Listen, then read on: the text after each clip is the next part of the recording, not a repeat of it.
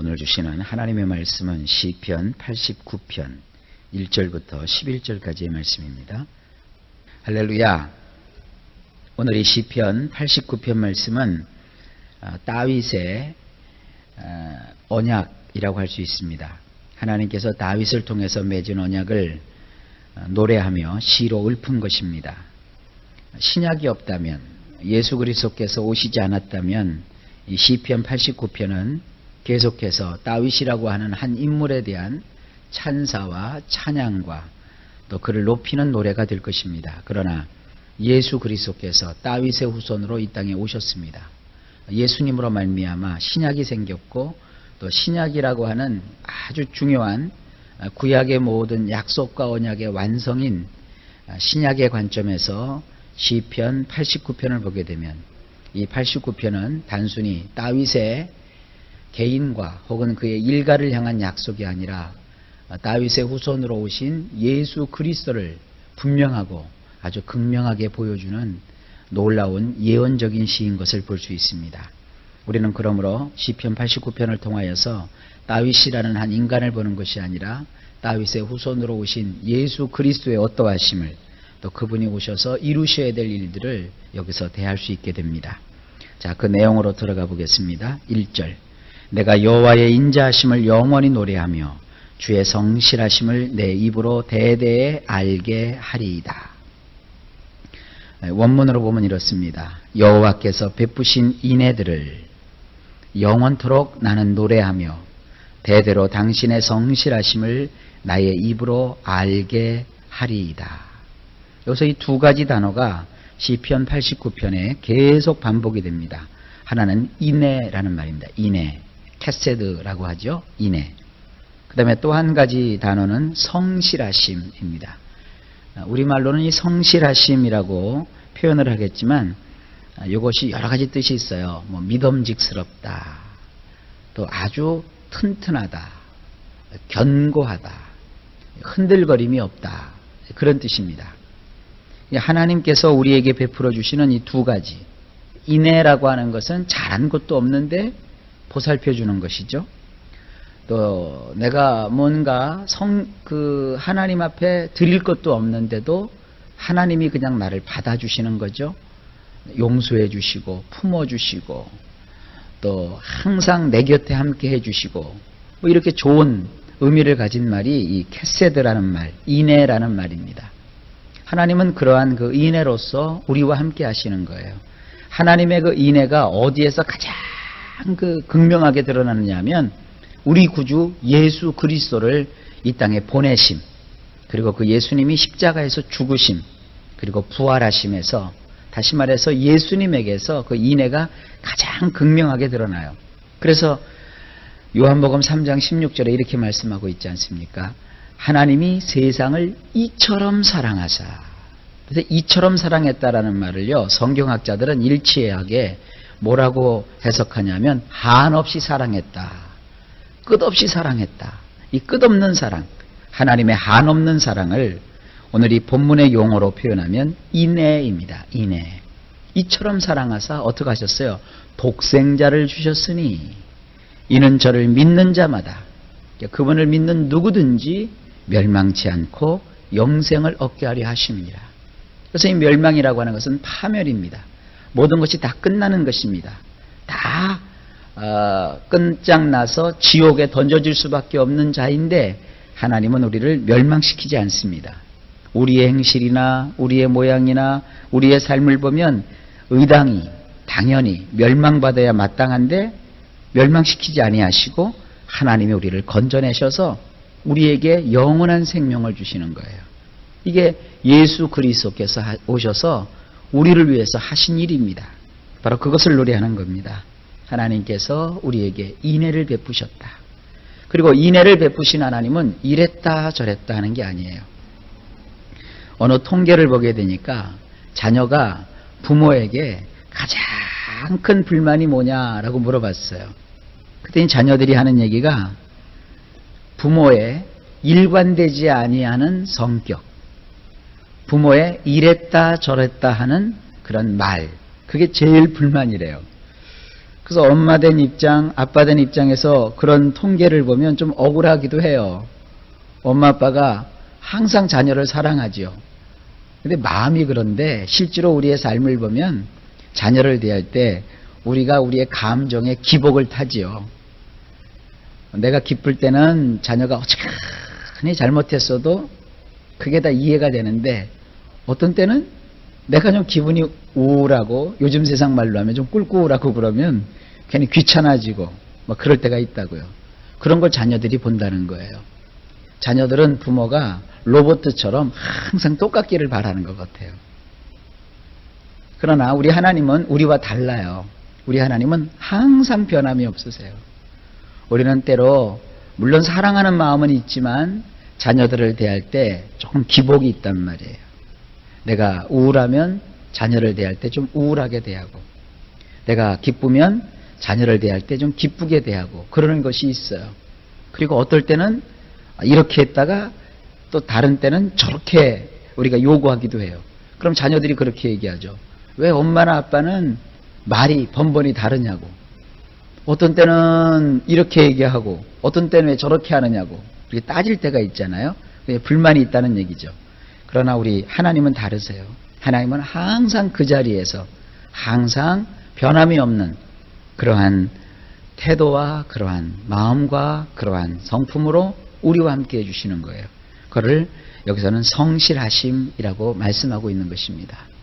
우리가 잘한다고 해서 하나님께서 막 우리에게 아이고 내 새끼 그렇게 해주시다가 우리가 못할 때 너는 내 자식도 아니야 막 그렇게 하시는 그런 분이 아닌 거예요.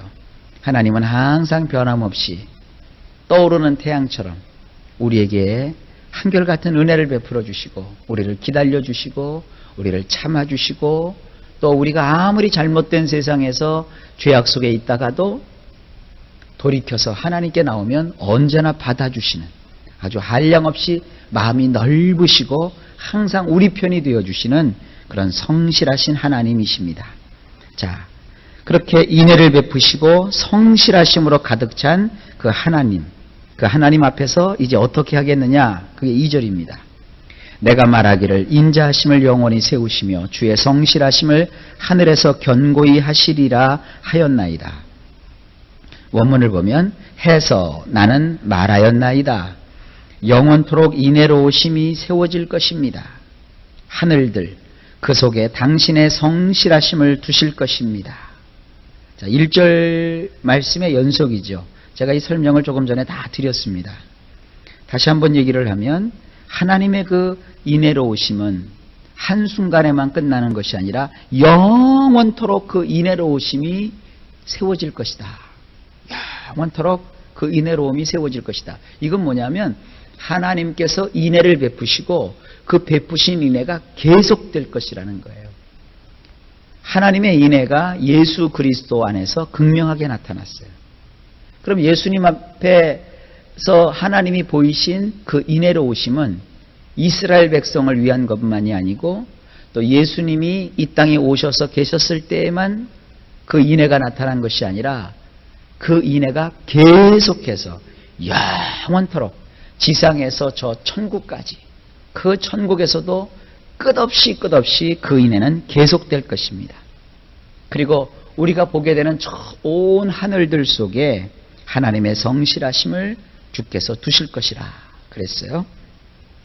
하늘에 태양이 있듯이 우리의 세계에서는 하나님의 그 성실하심이 햇빛보다도 더 밝게 햇빛보다도 더 영원토록 우리에게 비추어지는 것입니다. 3절입니다.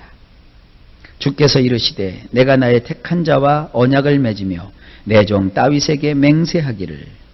원문은 이래요. 내가 나의 택한 자와 더불어 몸을 쪼개는 언약을 맺었노라. 내 종 다윗과 더불어 맹세를 하였노라. 자, 이것이 우리 성경에는 잘 드러나지 않지요. 이게 언약이라고 하는데 오늘은 시간이 없어서 이 몸을 쪼개는 언약에 대해서는 말씀을 드리질 못합니다. 어쨌든 여기서 나오는 이 언약은 몸을 쪼개서 세운 언약이라는 거예요. 그래서 몸을 쪼갰기 때문에 이게 무슨 뜻이냐면은 짐승을 가져다가 짐승의 몸을 쪼개서 맺어진 언약이에요. 만약에 이 언약을 지키면 그 언약의 조건대로 이행이 되지만 이 언약을 어기면 몸을 두 조각으로 내서 죽임을 당한다는 이 죽임의 언약이에요. 실제로 이 언약은 예수 그리스도 안에서 이루어졌죠.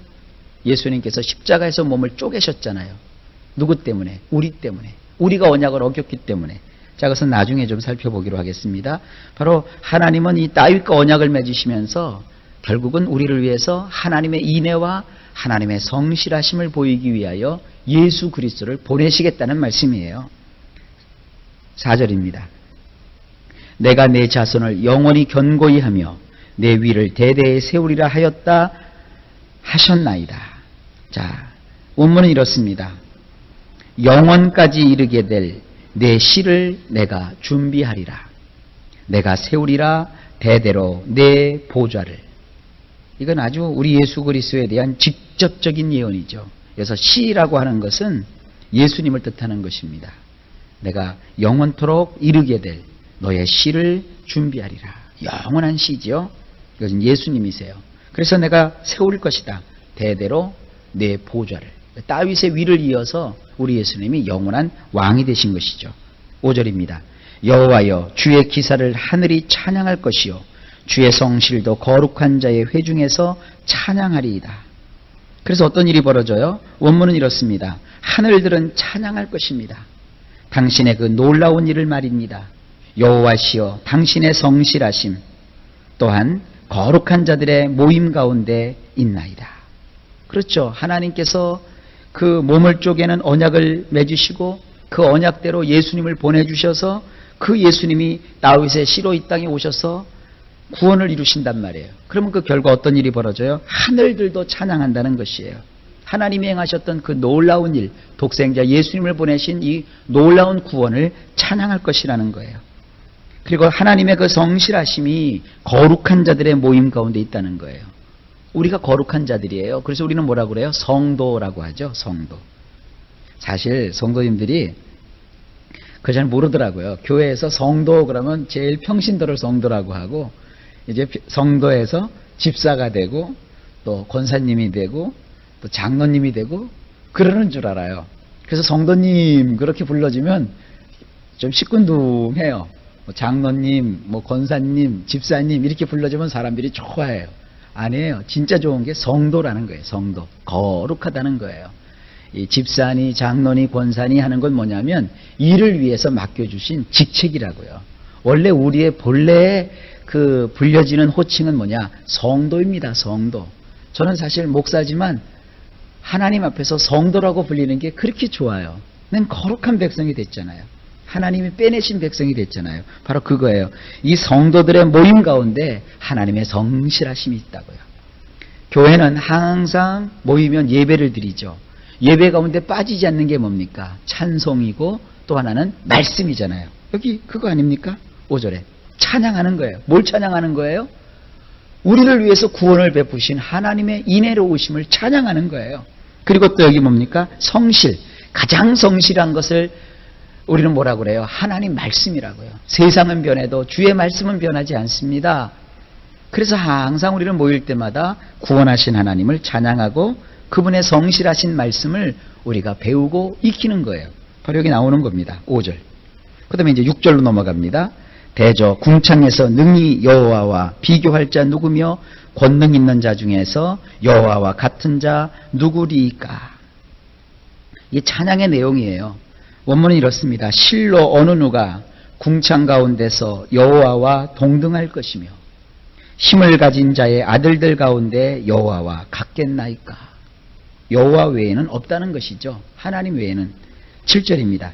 하나님은 거룩한 자의 회중에서 심히 어미하시오며 둘러있는 모든 자 위에 더욱 두려워할 자신이이다. 원문은 이렇습니다.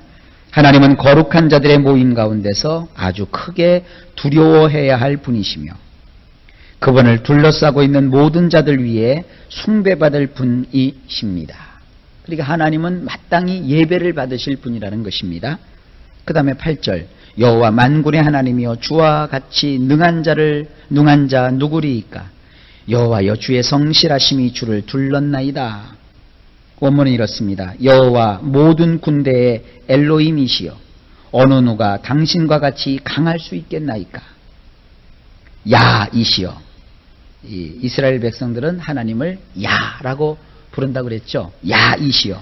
당신을 빙 둘러서 당신을 빙 둘러서서 당신의 성실하심이 있나이다.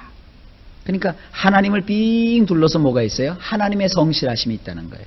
하나님은 앞으로 뒤로 옆으로 온통 성실하심으로 가득 차 계시다는 거예요. 9절 주께서 바다의 흉용함을 다스리시며 그 파도가 일어날 때 평정케 하시나이다. 원문이 이렇습니다. 흉용한 바다를 다스리시는 분은 당신이시며 높게 일어난 파도들을 잔잔케 하시는 분도 당신이십니다. 예수님도 이런 일을 하셨죠. 세상에 그 어느 누구가 흉용한 파도를 향하여 잔잔하라 그렇게 말할 수 있을 것이며 잔잔하라 말하니까 그 파도가 잔잔해졌겠습니까? 코란을 보면은 거기 마호메트가 나와요. 이슬람 종교의 지도자죠. 창시자이기도 하고요. 마호메트가 산을 보고 그럽니다. 산아 나에게로 와라. 마호메트가 그래요. 근데 산이 꿈쩍도 안 해요. 그러니까 마호메트가 뭐라고 얘기해요? 네가 나한테 오지 않으면 내가 너한테로 가마. 그리고 갔더래요. 그게 얼마나 웃긴 거예요. 세상 종교가 다 그래요. 뭐 마음먹기 달렸다고 그러고 뭐 얘기를 해놓고 나서는 그걸 막 억지 주장을 하고 그래요. 세상 종교가. 그런데 만약에 예수님께서 저 산을 향하여 오라 그러면 산이 왔을 거예요. 산보다 가라 그랬으면 그 산이 갈 거예요. 왜? 예수님만은 그 일을 하실 수 있어요. 하나님이시니까. 실제로 하셨잖아요. 어떻게 하셨어요? 바다 보러 잔잔하라 말하니까 바다가 잔잔해졌어요. 고요하라 그러니까 뛰놀던 파도가 고요해졌어요. 그리고 한 걸음 더 나가서 주님께서 우리에게 뭐라고 말씀하세요? 이산도로 명하여 저희로 저 바다에 빠지라 그렇게 말하면 그렇게 될 것이다. 주께서 우리에게 말씀해 주셨습니다. 이게 세상 종교의 지도자와 참 하나님이신 우리 예수님과 다른 점입니다. 흉용한 바다를 다스리시는 분은 당신이세요. 그러니까 흉용한 파도를 다스렸던 그분이 누구라는 거예요? 하나님이시라는 거예요. 높게 일어난 파도들을 잔잔케 하시는 분도 당신이라는 거예요. 그 일을 예수님이 하셨잖아요. 그러니까 이 말씀에 기초하면 이 땅에 오신 그 예수님이 바로 다윗의 시요 하나님이 이 땅에 보내신 유일한 구원자시요 그를 통하여서 하나님의 인애와 하나님의 성실하심을 나타내 보여주신 바로 그분이십니다. 우리 하나님이시죠. 10절 주께서 라합을 살육당한 자같이 파쇄하시고 주의 원수를 주의 능력의 팔로 흩으셨나이다. 그래서 이 라합이라고 하는 것은 애굽을 상징하는 것입니다. 원문으로 또 봅니다. 당신은 치명적인 상처를 입은 자같이 혹은 당신은 치명적인 상처를 입은 자 같은 라합을 짓이겨 버리시며 당신의 원수들을 당신의 힘있는 팔로 흩어버리셨나이다. 이걸 또 이렇게 해석할 수 있어요. 당신은 치명적인 상처를 입은 자 같은 가운데 라합을 짓이겨 버리셨으며 당신의 원수들을 당신의 힘있는 팔로 흩어버리셨나이다. 이렇게도 번역할 수 있어요. 저는 이 번역이 더 좋아요. 그러니까 이 번역이라고 하는 것은 원문을 보고 우리말로 옮길 때 여러 가지 뜻으로 옮길 수가 있어요. 왜냐하면 흉용한 바다를 다스렸던 그 예수님은 실제로 어떤 일을 하셨어요? 치명적인 상처를 입은 자와 같이 매맞으시고 찢기시고 상하셔서 죽임을 당하셨잖아요. 근데 주님의 죽으심은 비참한 죽음으로 끝나지 않았어요. 비극적인 그 상황으로 끝나지 않았어요. 주님은 그 처참하게 비참하게 죽으심을 통하여 어떤 일이 벌어지세요? 죽음에서 일어나시잖아요. 주께서 죽으심으로 우리의 모든 죄를 다 용서해 주시잖아요. 그 결과 어떤 일이 벌어져요? 세상을 상징하는 라합을 짓이겨 버리셨어요. 그리고 하나님의 원수들을 하나님의 그 강력한 팔로 힘있는 팔로 흩어버리셨어요.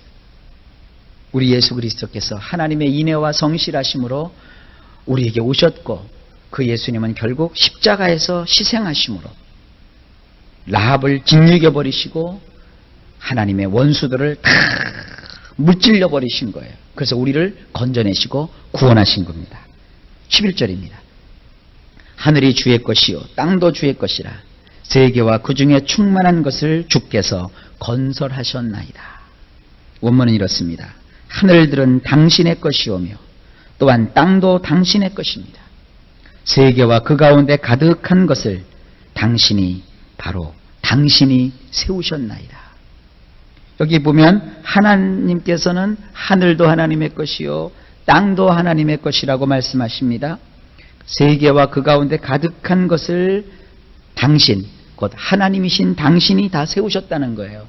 이 말씀을 우리 예수님도 하셨죠. 마태복음 28장 18절, 19절, 20절을 보게 되면 주님이 뭐라고 하세요? 부활하신 예수께서 나와 일러 가라사대 그러므로 하늘과 땅의 모든 권세를 내게 주셨으니 그러셨어요. 하늘과 땅, 하늘들과 땅의 모든 권세를 내게 주셨으니 이 말은 뭐예요? 하늘도 내 것이고 땅도 내 것이니 그러므로 너희는 가서 모든 족속으로 제자를 삼아 아버지와 아들과 성령의 이름으로 세례를 주고 내가 너희에게 분부한 모든 것을 가르쳐 지키게 하라. 우리 예수님이 말씀하셨다고요. 사탄은요, 예수님을 떠볼 때 뭐라고 그랬어요? 예수님을 시험하면서 천하만국을 일시에 보여주면서 이건 다 내 것이다. 네가 내 앞에 절을 하면 내가 이 모든 것을 너에게 주겠다. 이게 떠들었죠. 그러니까 예수님은 그의 말에 콧방귀도 안 끼셨어요. 왜냐하면 이 하늘과 땅은 사탄의 것이 아니에요. 예수님의 거예요. 예수님께서 그 모든 것을 가지고 계세요. 예수님은 이 땅에 손님으로 오신 분이 아니라 주인으로 오셨어요. 잠깐 주님이 이 세상을 비우신 사이에 사탄이 주인 행세를 했던 거예요. 그러나 예수님께서 오셔서 그 사탄을 결박해 버리세요. 그리고 그를 묶어 버리시고 그를 심판해 버리시고 그를 음부에 빠쳐 버리시죠. 그러고 나서 하나님의 백성을 얻으시는 거예요. 바로 그겁니다. 하늘도 하나님의 것이고 땅도 하나님의 것이에요. 더 쉽게 얘기하면 저 하늘도 우리 예수님 것, 이 땅도 우리 예수님 것, 이 세상과 이 세상에 가득 찬 것도 다 주님이 세우셨기 때문에 오늘도 그 주님 앞에 우리가 기도하는 거예요. 오늘 여러분 기도하시잖아요. 하나님, 이 모든 것은 하나님의 것이므로 하나님이 나를 세워주시옵소서. 주신 자도 하나님이시고 취하시는 자도 하나님이십니다. 이 하나님이신 예수 그리스도 앞에 오늘도 기도하고 간구하면 하나님이 들으시고 응답하여 주십니다. 참 아름답죠? 시편 89편이 우리 예수님은 참 놀라우신 분이십니다. 이 하나님의 인애와 하나님의 성실하심이 오늘도 여러분의 모든 삶 가운데 넘치게 임하시기를 예수님의 이름으로 축복합니다.